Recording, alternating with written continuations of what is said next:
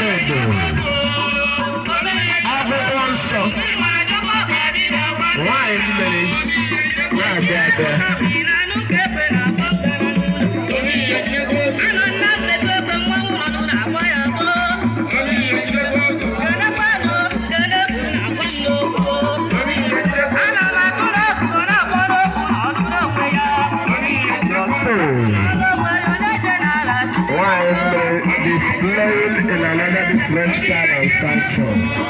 One, two,